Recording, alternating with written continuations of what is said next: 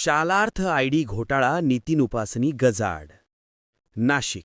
राज्यभर गाजत असलेल्या बनावट शालार्थ आयडीद्वारे शासनाची फसवणूक केल्याप्रकरणी राज्य विभागीय शिक्षण मंडळाचा सेवानिवृत्त अध्यक्ष नितीन उपासनी याला नाशिक शहर आर्थिक गुन्हे शाखेने बुधवारी उशिरा गजाआड केलंय. उपासनी मुंबई व नाशिकच्या शिक्षण मंडळाचे अध्यक्ष पदावरून निवृत्त असून विभागीय उपसंचालक पदासह अनेक महत्त्वाच्या पदावर कार्यरत होता. उपासनीची कारकीर्द वादग्रस्त ठरली आहे. 2013 मध्ये शिक्षण मंडळाचे प्रशासन अधिकारी म्हणून उपासनीला शक्तीने कार्यमुक्त झाला होता. नाशिक शिक्षण उपसंचालक असताना जिल्हा परिषद महापालिकेत लाखो रुपयांचे आरोपही करण्यात आला होता. काही वर्षांपूर्वी शिक्षक संघटनांनी त्याच्याविरोधात भ्रष्टाचाराच्या आरोपावरून चौकशीची मागणी केली होती.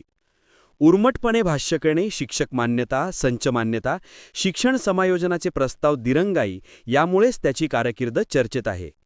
बोगस शिक्षक भरती प्रकरणावरून उपासनीवर आरोप आहेत. नाशिक रोड पोलीस ठाण्यात दाखल शालार्थ घोटाळा प्रकरणी पोलीस आयुक्तालयाच्या आर्थिक गुन्हे शाखेने 2 आठवड्यापूर्वी तपासाला वेग दिला. या प्रकरणात अंमळनेर येथून संशयित मनोज रामचंद्र पाटील राहणार नवनगर धुळे, निलेश लिंबा पाटील राहणार चिंचोली तालुका चोपडा या दोघांसह अविनाश पाटील यांनाही अटक केली आहे. मनोज व दत्तात्रय पाटील शिक्षण संस्था चालक असून निलेश हा जिल्हा परिषदेतील कर्मचारी आहे.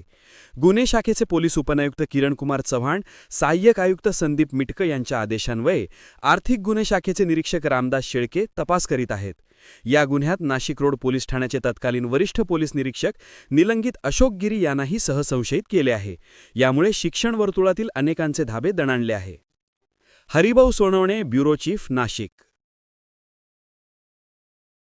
आपण पाहत आहात सत्य, वेग, विश्वासाचं नवं केंद्र, इंडिया न्यूज 24 तास.